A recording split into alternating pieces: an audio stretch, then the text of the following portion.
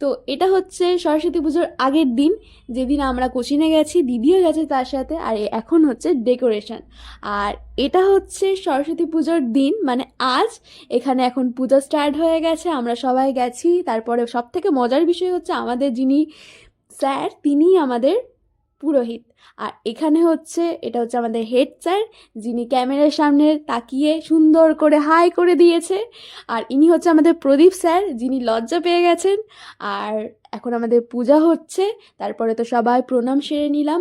তারপরে তো আমরা ঘুরতে বেরিয়ে গেলাম। আর তারপরে আমরা খাওয়া দাওয়া করলাম, পাপড়ি চাট। তারপরে তো দিদির জুতো ছিঁড়ে গেছে, তো আমি তারপর ফেবিকুইক দিয়ে লাগিয়ে দিলাম। আর এখানে আমার মাথায় আবার পাখি পটি করে দিয়েছে। তারপর আমরা মোমো খেলাম, তারপর বাড়ি এলাম। আর এখানে হচ্ছে গোটা তরকারি, মানে সব রকম সবজি গোটা গোটা, সেই দিয়ে তরকারি হয়। অনেকের বাড়িতে হয় সরস্বতী পুজোর সময়। আর তারপরে তো দিদি বাড়ি চলে গেল। বাই।